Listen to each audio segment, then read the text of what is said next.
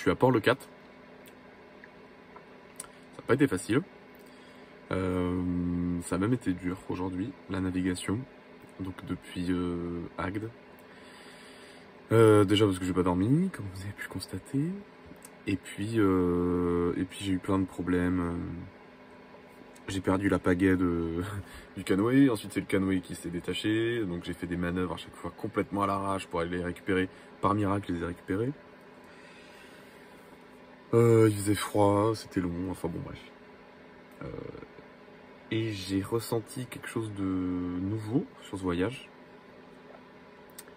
J'ai ressenti la solitude. Très fort. Je me suis senti vraiment seul aujourd'hui et ce soir.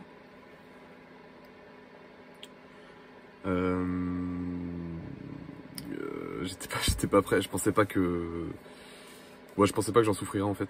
Mais je me rends compte, je crois que du coup ça sera un des enseignements de mon voyage, c'est que je crois que c'est pas trop mon truc, la solitude.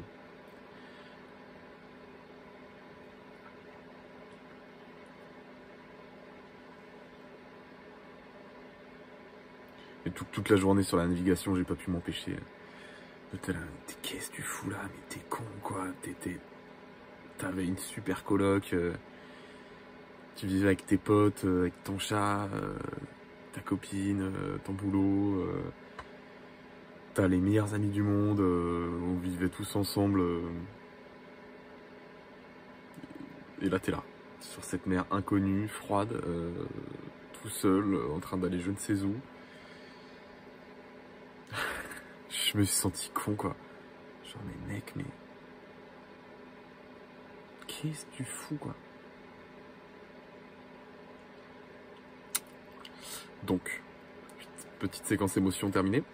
Me voilà à Port-le-Cat. Donc la mission. Si nous l'acceptons, et nous n'avons pas le choix de l'accepter parce que c'est comme ça. Port-le-Cat, je vais y rester plusieurs jours. Donc c'est très embêtant parce que ça me coûte de l'argent. Mais ce n'est que de l'argent. Faut pas l'oublier. J'ai pris cette décision parce que l'étai, vous savez, ce câble dont je vous ai parlé, il est détauronné, c'est sûr, j'ai regardé aux jumelles. Donc ça veut dire que tous les taurons, tous les fils de métal qui sont tressés entre eux, en haut de l'étai, ils sont détressés. Et il se trouve qu'à Port-le-Cat, le hasard fait bien les choses, il y a un gréeur. Les gréeurs sont des gens qui s'occupent des gréements des bateaux. Le gréement, c'est l'ensemble des choses, des câbles, entre autres, qui tient le mât du bateau. Okay. Il vaut mieux que ça me coûte de l'argent maintenant, plutôt que je prenne la mer comme ça et que je démate et que ça me coûte le triple, quadruple, voire pire. Parce que clairement, un voilier sans mât, il est en danger. On est samedi, donc ils rouvrent lundi, donc lundi matin à l'ouverture j'y suis. Je leur demande conseil, je leur dis que j'ai pas de thune, que je suis pressé en plus. Parce que en fait, remplacer un étai, je peux le faire. C'est juste que c'est en haut du mât. Voilà, faut juste monter en haut du mât, c'est tout. Donc j'ai juste besoin qu'ils me donnent un étai neuf, ces gens. Je sais pas s'il y a du délai, c'est du sur-mesure, j'en sais rien, j'y connais rien, donc je sais pas. Donc on verra. Donc, pour ne pas perdre le moral, parce qu'aujourd'hui ça a été dur, j'ai pris une douche de malade, c'était orgasmique, j'ai trop kiffé. C'était fou quoi. J'ai mon petit chauffage que je branche sur le 220 volts qui tourne à plein régime, c'est mortel. Il fait bien sec dans le bateau, il doit faire 30 degrés, j'adore. Bon, plutôt bien, hein. Allez, c'est parti.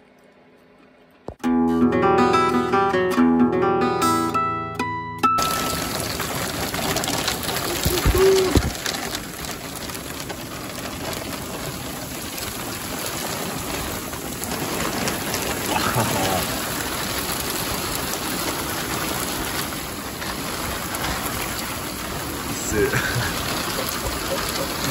y a des seaux d'eau qui tombent, c'est un putain de délire.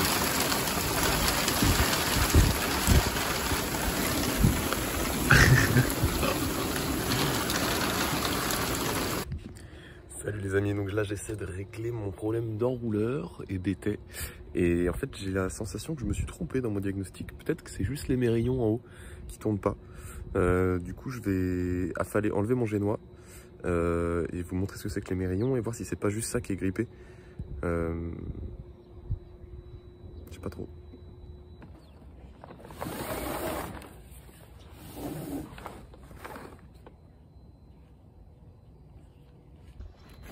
Donc les mérillons c'est ça. Je comprends pas ce qui se passe. Je comprends pas pourquoi ça fait ça, pourquoi il se déroule tout seul ce truc. Je sais pas quoi faire. Je vais manger. Là je me rends compte qu'il faut que je vous fasse un petit récap de ce qui est en train de se passer parce qu'on comprend rien. Mais en fait mon problème là c'est que quand je débloque l'enrouleur, mon génois il se déroule tout seul. Et ça c'est pas normal. C'était pas comme ça avant. Ça se passe pas comme ça. Le génois il se déroule si je tire sur l'écoute, si je tire sur la corde qui me permet de tendre le génois. Et là il se déroule tout seul. Donc c'est pas normal. Et donc c'est ça qui a détourné mon été. Et donc là je suis en train de chercher pourquoi ça fait ça. Allez, retour à l'épisode.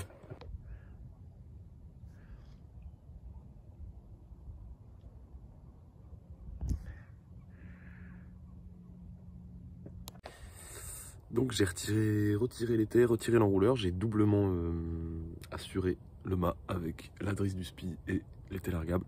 Et j'essaie de comprendre ce qui va pas. Voilà.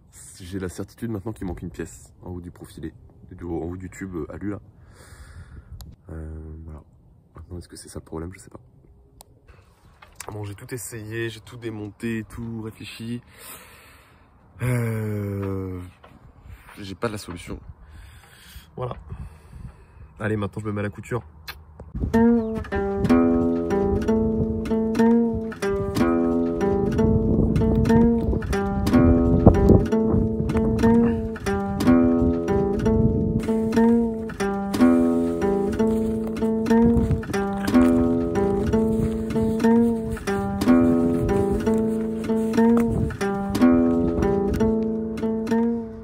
C'est fini. Oh, la belle couture. Après. Ok les amis, donc je sors de chez le gréeur qui m'a dit qu'en gros qu'il avait pas le temps de s'occuper de moi. Il m'a filé le numéro d'un mec qui pourrait peut-être m'aider, que j'ai appelé, j'ai laissé un message, j'ai pas de réponse. Donc en attendant j'ai une nouvelle piste de pourquoi ça pourrait bugger comme ça. Je me dis si avant, enfin c'est con hein, mais si avant ça marchait, on l'a démonté, on l'a remonté, ça marche plus, c'est qu'en montage on a fait une connerie. Et donc il y a un dernier truc que je voudrais vérifier.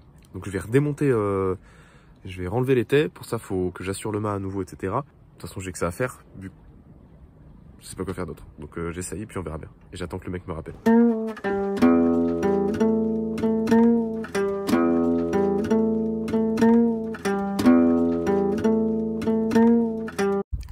Ok, donc j'ai une nouvelle théorie.